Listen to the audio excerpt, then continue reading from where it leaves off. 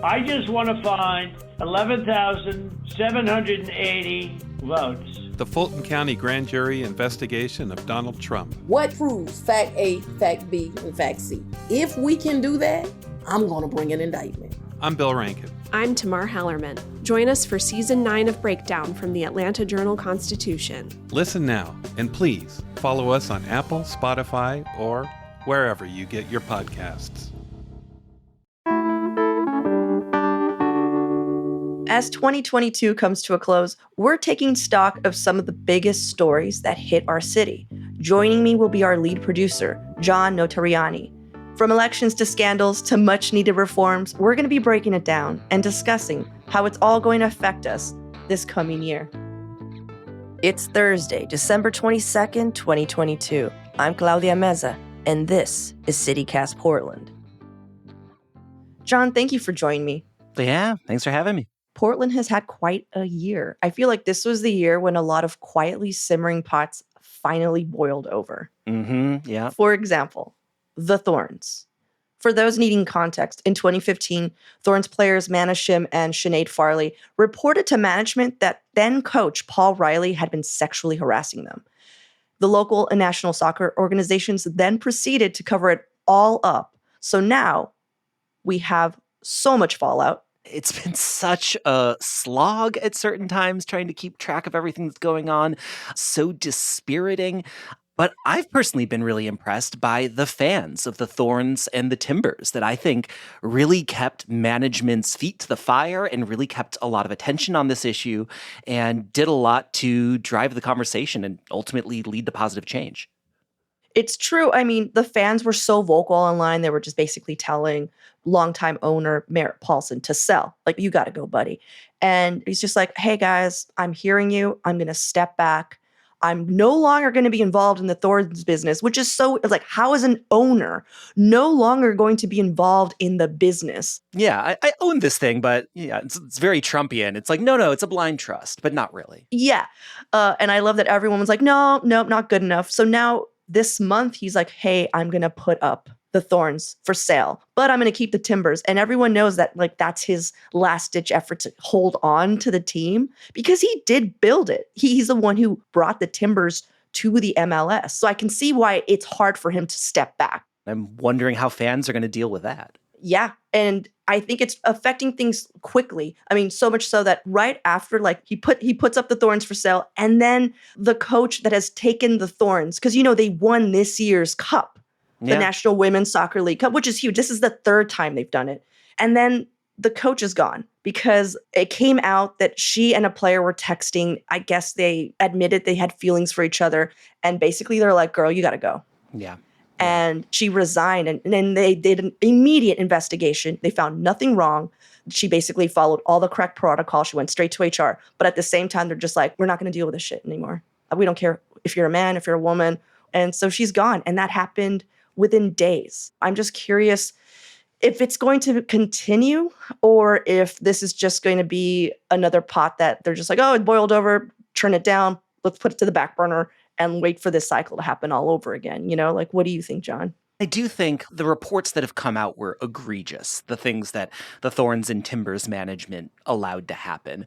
But I do think it's important not to get too fixated on just the ownership of this company, because this new report came out from the National Women's Soccer League, and it talked about Paul Riley with the Thorns, but it also brought up these issues of harassment and abuse at clubs in New Jersey and Houston and Chicago and Louisville. Like, the majority of the clubs in the country were revealed to have similar problems to what the Thorns have been going through. It's true. What about, I mean, thinking about other stories that keep getting bigger, let's just talk about our houseless issue. Oh my gosh. I mean, it's been such a big issue this year. Nobody's going to be surprised by hearing me say that. A lot of money going in. Towards the end of last year, Portland and Multnomah County agreed to spend $38 million on a homeless service package. Last month, Wheeler put in another $27 million. And then last week, Multnomah County put in another $33 million. And there's been a lot of initiatives where Wheeler and the council have been kind of taking matters into their own hands in really controversial ways. The big thing was this major vote last month to ban unsanctioned camping in the city and create these giant camps. They're looking at creating 6 large city-approved camping sites, building 20,000 units of affordable housing. Deeply, deeply divided public on it. The only commissioner to vote against one of these resolutions was Joanne Hardesty, who, of course, is no longer on the city council in Portland. She was voted out in November. It kind of feels like the defining, divisive issue of our time here in Portland. I found it really interesting that our mayor, who just from the looks of it, he's been sitting on his hands for so long about so many issues, that he's steamrolling this one and in a direction that's so divisive. And this time he actually said, you know what? I don't care what anyone says. I'm just going to go ahead and do this because something needs to get done.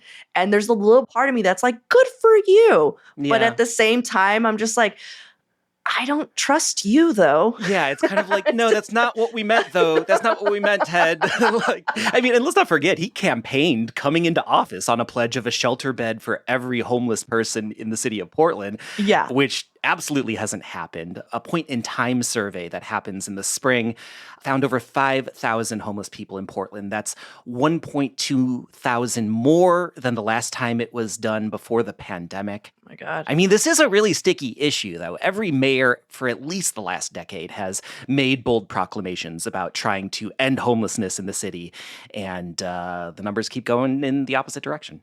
And it makes me wonder if it's not a lack of wanting to do something about it, but the fact that our infrastructure just isn't there to support any of this action. Yeah. And I feel like when you create these policies that are more about throwing money at something without anything there that catches it and makes that money work, the problem keeps getting worse. And I feel like that's what we're seeing. And it's something that we're seeing at cities definitely up and down the West Coast, but really all over the country. I was listening to a podcast by one of our sister cities, CityCast Denver, and they were talking about how Denver was trying to find solutions to homelessness by sending a delegation to Houston because they thought Houston had really good ideas. Okay. So these Denver city officials get to Houston and they go, oh, we were just trying to do what Denver did 10 years ago. So it's like everybody's just chasing their tail on this. And, I do want to put one more point in that I think is really interesting, is the infighting that's happening in the region. Because just last week, the Multnomah County Commission put $33 million in new funding for homeless services. But it doesn't include support for those big campsites that were approved by Portland City Council. So that means that the city and the county are going into 2023 not really agreeing on how to tackle this problem either. Yeah, that's what I'm saying. There's no infrastructure to even start focusing on the problem. Mm-hmm, it's an internal fight of resources. It's an internal fight of direction, of literally who's got what. Everyone's frustrated. But I feel like the thing that's been boiling over here has just been the lack of mental health services, our lack of drug and prevention services. And what do you call that? I just said drug and prevention services, John, but I know it's Claudia, do you want to talk about the year in drugs? Is that what you're saying? 2022 in drugs in Portland. Is that the conversation you want to have? Yeah. Yes.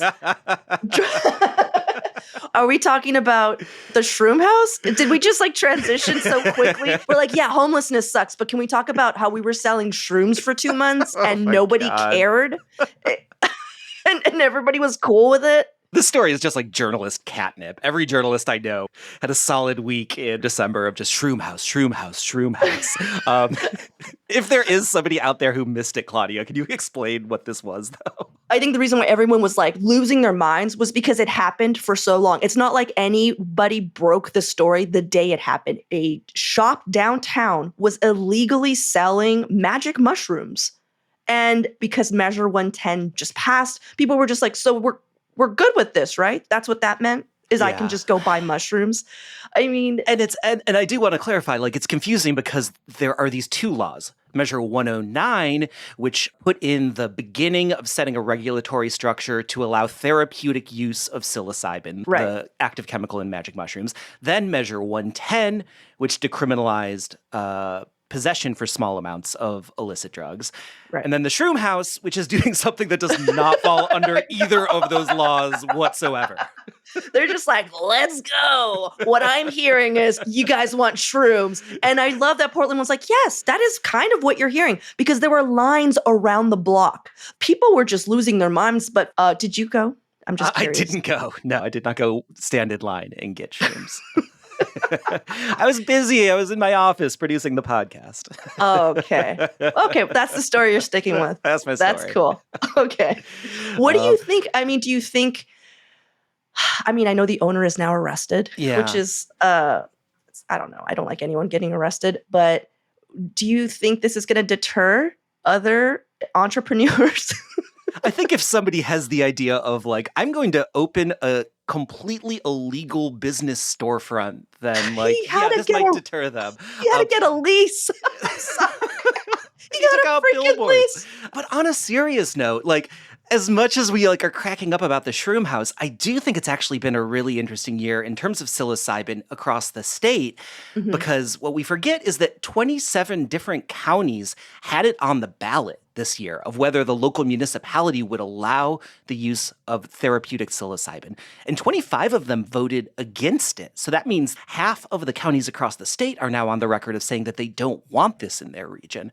So I don't necessarily think that this is going to be something that's going to open the doors and let it happen everywhere. I think we might see a lot of pushback. But even there was an expert in the Willamette Week earlier this month that was speculating that this sort of therapy could be covered by insurance in 3 to 5 years. I find that fascinating that there is this, tide of just like drugs are bad, and these other experts being like, actually, your insurance company should be covering it. Yeah. And I think it is important to sort of keep perspective on all of this in the view of Measure 110, which was the law that decriminalized possession in Oregon.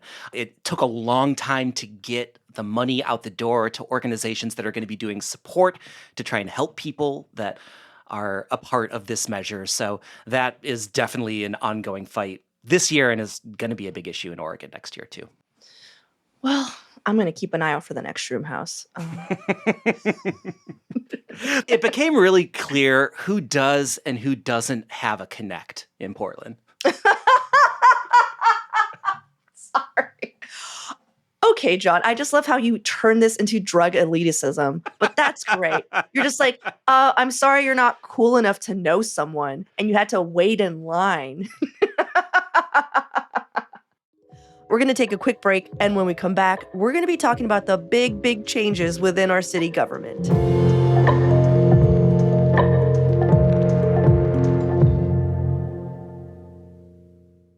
Another story, and I've actually been following even before it hit, is the charter reform. Ugh. John, I'm ecstatic. I'm happy it passed.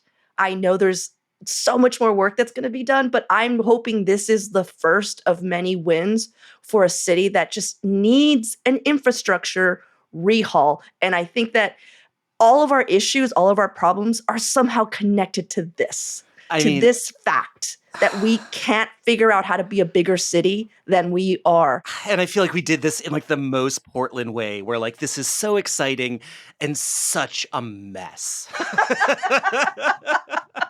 Portland already had the wonkiest form of government imaginable. Oh my God. It was like a weak mayor, an at-large council with a commissioner system. So like you get voted in and suddenly you're in charge of the fire bureau. It makes no sense. It makes no sense. I'm like, I'm sorry, you guys all seem cool, but what do you know anything about policing or the fire department or ODOT? You were voted in because you said pretty things and we're hoping you fulfill them, but you didn't go to school for any of this. Mm-hmm. And I totally agree with you. And like this vote has taken the mayor off of the city council, put him in an administrative role, taken the council members off of the administration of bureaus, which is all great ideas. It's also going to grow the council from 5 to 12 members, which I think is potentially a good idea. But it's also going to split the city into 4 different districts that now need to be designed. And it's going to implement a ranked choice voting system. And somehow we have to figure all of that out. And it's just like, it's going to be such a mess. It's going to come together like it's come together in literally every other bleeping city. The fact that we never had districts blows my mind. I just want everyone to understand what that meant. When you voted for someone who gave zero hex about where you lived. And you, in your neighborhood, couldn't go to someone specifically about issues in your neighborhood. Now that's going to change. To me, 4 quadrants is huge. Come on, let's just talk about the fact that East Portland has the least amount of representation. They're paying just as many taxes. Let's go look at their sidewalks. Oh yeah, they don't have any. I'm excited about there being more people in city council actually representing more of us, if that makes sense. I absolutely think that every one of these choices is a positive choice, a positive change for the city. But who is appointing that committee? The mayor, Ted Wheeler, gets to choose everybody who is going to redivide the city into political districts. There's just like so many ways that this can go wonky. Right. And I'm worried that like it creates a lot of opportunities for those sort of like behind the scenes shadowy power brokers to kind of get their hands into the political process. I hear what you're saying, especially since like our city hall is known for their transparency. Mm-hmm. Yeah. It's going to be a shit show, but that's what growing up is. I'm sorry, it's a shit show. That's Portland, baby. It's never fun, but it's going to be good at the end. Well, Claudia, if you were going to sum up 2022 in just a phrase, what would you say? Transitions, and they could be painful or they could be exciting. And so 2022 was a mixed bag, but I feel like everything bad or annoying that's happened, there's just been such a push to fix it. Yeah, and that's what's exciting to me is there's no apathy in Portland. Yeah, it does feel like things are moving right now in a way where maybe 5 years ago it felt a little bit more comfy, but didn't feel quite as much momentum towards creating changes. Hopefully in 2023, we just get it all figured out. It's all done. 2023 is going to be our year. Yeah. Don't worry, guys. It's going to be so much better in 2023. We'll see you then. I mean, but we're smiling, you know? Yeah. I mean, it's like, oh boy, there's a lot going on. But I do genuinely think there's a lot to be excited about. Well, thanks so much, John, for taking time out of your busy schedule of slacking me to join me on the podcast today. I appreciate you. Thank you, Claudia. This has been fun. And now for your microdose of news.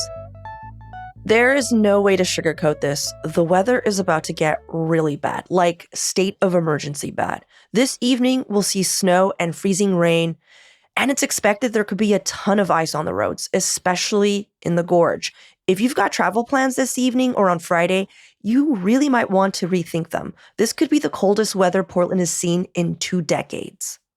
And on her way out, Governor Kate Brown is leaving behind a more diverse group of state judges. While she was in office, Brown picked 100 new judges, 52 of them being women and 25 being Black, Indigenous, or people of color. She also appointed the first Pacific Islander and Black judge to the Oregon Supreme Court, which is pretty sad to hear that it just now happened. Anyhow, I know a lot of people didn't love Governor Brown, but that's not a bad legacy.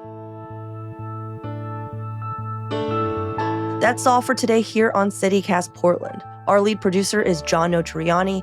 Our audio producer is Julia Fiaioni. Our newsletter editor is Rachel Monahan. And our host is me, Claudia Meza. Original music is by Jenny Conley, Steven Drizos, and Epidemic Sound. We're taking off a week for the holidays, but we'll be back January 3rd with more from around the city. Happy holidays, and see you then.